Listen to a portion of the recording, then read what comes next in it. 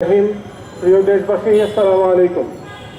আমরা বারবার বলেছি যে একটা অনির্বাচিত অবৈধ দখলদার সরকারের কোনো অধিকার থাকে না যে দেশের নাগরিকদের কাছ থেকে জোর করে কর আদায় করা এবং ভ্যাট আদায় করা। আমরা বারবার বলেছি যে সংসদে অর্থ বিনিয়োগের নামে প্রতি বছর যে বাজেট পেশ করা হয়, এই বাজেট পেশ করার একমাত্র এখতিয়ার হচ্ছে যেই সরকার একটা গণতান্ত্রিক পন্থায় নির্বাচিত হয়ে দেশের মানুষের ম্যান্ডেট নিয়ে দেশ শাসন করছে। কিন্তু আমরা দেখেছি গত 15 বছর ধরে বিভিন্ন আতাত করে, ষড়যন্ত্র করে, নাটক করে একটা অবৈধ সরকার কিভাবে বাংলাদেশ রাষ্ট্রকে লর্ড ক্লাইভ এবং ইস্ট ইন্ডিয়া কোম্পানির মতো করে নতুন করে একটা ঔপনিবেশিক দখলদারিত্বের মতো করে 20 কোটি মানুষকে শাসন এবং শোষণ করছে। আমরা বারবার বলেছি সেই 16 এবং 17 শতাব্দী থেকে শুরু করে ইউরোপিয়ান ঔপনিবেশিক শাসক আর বাংলাদেশের আওয়ামী দখলদারদের মধ্যে পার্থক্য মাত্র দুইটা।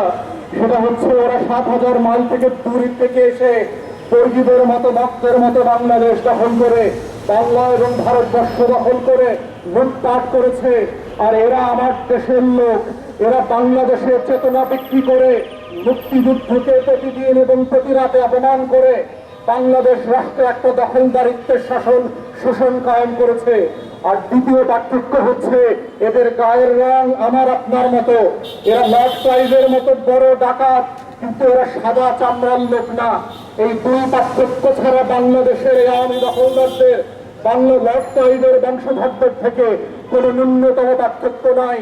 বাংলাদেশের উচ্চ মধ্যবিত্ত এবং ঢাকার শহরের মধ্যবিত্তদেরকে আমরা বলছি, যাদের কারণে বাংলাদেশ রাষ্ট্র স্বাধীন হয় নাই, সেই লুম্পেন্ট মধ্যবিত্তকে বারবার খুশি এবং সন্তুষ্ট করবার জন্য ঋণ এবং ঘাটতি নির্ভর বাজেট করে বাংলাদেশের কর এবং ভ্যাটের টাকার নামে দেশের কোটি কোটি মানুষের 12 বছর ধরে লুটপাট করবার যে মহাপরিকল্পনাই সরকার হাতে নিয়েছে, সেটাই হচ্ছে বাজেট। এই বাজেটে গরিব মানুষের কিছু যায় আসে না। আমার রিক্সাওয়ালা সিএনজি ড্রাইভারের 2 টাকার কোনো লাভ ক্ষতি নাই এই বাজেটে। যেই কৃষক ঘাম ঝরায় ফসল ফলান, সেই কৃষক তার ন্যায্য মূল্য পাচ্ছেন না। যেই মানুষটা আমাদের জন্য ফসল ফলায়, বেগুন প্রডিউস করেন, আলু পেঁয়াজ বাগান করে ঘুরে ভরে দিচ্ছেন বাজার ভরে, সেই মানুষগুলোর 2 টাকার লাভ হয় না। মধ্যবিত্ত এবং নিম্ন মধ্যবিত্ত প্রত্যেক দিন বাজারে গিয়ে যে বিশ্বাস করতে হচ্ছে প্রত্যেক দিনকার প্রয়োজনীয় পণ্যে শত শত শতাংশের যে মূল্যস্ফীতি হয়েছে, সেটা কোনো লাভের কোনো বিষয় আমরা এই বাজেটে দেখতে পাচ্ছি না। তাই আমরা বারবার বলেছি, একটা গণতান্ত্রিক অবৈধ দখলদার সরকার কখনো জনকল্যাণের বাজেট তৈরি করতে পারে না। তাদের বাজেট হচ্ছে লুটেরার বাজেট। আমরা এই লর্ড ক্লাইভদের উত্তরসূরিদের এই বাজেটকে প্রত্যাখ্যান করছি। ঘাটতি এবং ঋণ নির্ভর এই লুটপাটের বাৎসরিক মহাপরিকল্পনাকে প্রত্যাখ্যান করছি। আমরা প্রত্যাখ্যান করছি বাংলাদেশ রাষ্ট্রের 20 কোটি মানুষের কোনো ম্যান্ডেট ছাড়া যেই সরকার গত 15 বছর থেকে এই দেশকে ইস্ট ইন্ডিয়া কোম্পানির মতো দখল করে আছে, তাদের বাজেট দেওয়ার কোনো অধিকার নয়। গরিব মানুষরা যারা, যে 12 কোটি মানুষ ভোট দেয় নাই, সেই ভোটারদের ব্যবসা বাণিজ্য থেকে জোর করে ভীতি দেখায়, মামলা করায়, নতুন করে করে কর এবং ট্যাক্সের ভ্যাটে বসায় টাকা উদ্ধার করবার কোনো অধিকার এই অবৈধ দখলদার সরকারকে দেওয়া হয় নাই। তাই আমরা বারবার বলেছি, এই রাষ্ট্রের কাছে আমাদের কোনো প্রস্তাবনা নাই।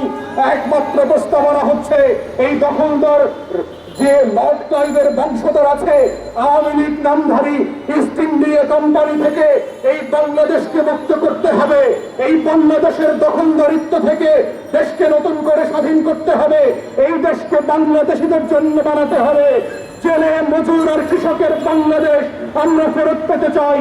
যেই বাংলাদেশের বাজেটে প্রতিদিনকার নিম্ন মধ্যবিত্ত জনগণের কষ্টের কথা ফুটে উঠবে, যেই বাংলাদেশের মানুষ বাজেট পরবর্তী বাজারে গিয়ে স্বস্তির নিঃশ্বাস নিতে পারবে, যেই বাজেটের পরবর্তীতে বাংলাদেশের জনগণ এইটা একমত করতে পারবে যে এই বাজেট আমার বাজেট, যেই বাংলাদেশের মানুষ প্রাণ ভরে আনন্দ চিত্তে কর দিয়ে সেবা পাবে, সেই বাজেট আমরা চাই। এবং একটা আওয়ামী দখলদারদের কাছ থেকে ইস্ট ইন্ডিয়া কোম্পানির পেনিয়াদের মতো করে লর্ড ক্লাইভের উত্তরসূরিদের কাছ থেকে এরকম দেশমুখী কল্যাণমুখী করে বাজেট কখনোই সম্ভব হবে না। এটাই আমরা বলেছি। তাই দেশবাসীকে বলেছি, আপনারা যদি আপনাদের করের টাকা দিয়ে সেবা পেতে চান, আপনারা যদি অল্প টাকায় পণ্য খেতে চান, আপনারা যদি কৃষক হিসাবে যেই পণ্য রোপণ করছেন তার গুণগত মান পেতে চান, দ্রব্যমূল্যের সঠিক মান পেতে চান, তাহলে অবশ্যই এই ব্রিটিশ বেরিয়াদের মতো করে লড়াই সংগ্রাম করে আমাদের পূর্বপুরুষরা যেভাবে কুতুবীর আর শরীয়তুল্লাহ দুনিয়ার মতো বাংলাদেশকে স্বাধীন করেছিল, আমাদের ৭১-এর মুক্তিযুদ্ধরা যেভাবে মুসলিমের জন্য লড়াই করে দেশকে স্বাধীন করেছিল, ঠিক একইভাবে বাংলাদেশকে এই আওয়ামী বেনিয়া লর্ড ক্লাইভের বংশধরদের থেকে নতুন করে স্বাধীন করতে হবে। তেমন একটা স্বাধীন বাংলাদেশেই শুধুমাত্র বাংলাদেশের মানুষের জন্য জনকল্যাণমূলক বাজেট দেওয়া সম্ভব, এবং সেই ধরনের সরকারকেই শুধু জনগণ ট্যাক্স দেবে। আদারওয়াইজ অবৈধ অগণতান্ত্রিক অনির্বাচিত কোন সরকারকে কর দেওয়ার কোন বাধ্যবাধকতা সাংবিধানিক ভাবেই বাংলাদেশের মানুষের উপরে পড়ে না। তাই আমরা বলছি, জাতির জনগণকে, ২০ কোটি মানুষকে নিজের মুক্তির লড়াইতে নিজেরা নামেন। আপনার মুক্তির লড়াই এসে কেউ করে দিয়ে যাবে না। আপনার বাজারের পণ্য কেউ কমায় দিয়ে যাবে না দাম। আপনার পণ্যের দাম যদি আপনি ন্যায্যতার ভিত্তিতে পেতে চান, আপনার লড়াই আপনাকে করতে হবে। এই লড়াই শুধু বাজেটের সময়কার লড়াই না, এই লড়াই হচ্ছে গণতন্ত্রের লড়াই, নতুন করে বাংলাদেশকে স্বাধীন করবার লড়াই। ২০ কোটি মানুষের পেরিয়ার থেকে লর্ড ক্লাইভের লুটেরা বংশধরদের থেকে বাংলাদেশকে আবার নতুন করে ফেরত পাওয়ার লড়াই। সেই লড়াইতে আপনাদেরকে স্বাগত জানিয়ে, সংগ্রামে অংশগ্রহণ করবার আহ্বান জানিয়ে আমার বক্তব্য এখানেই শেষ করছি। সবাইকে অসংখ্য ধন্যবাদ।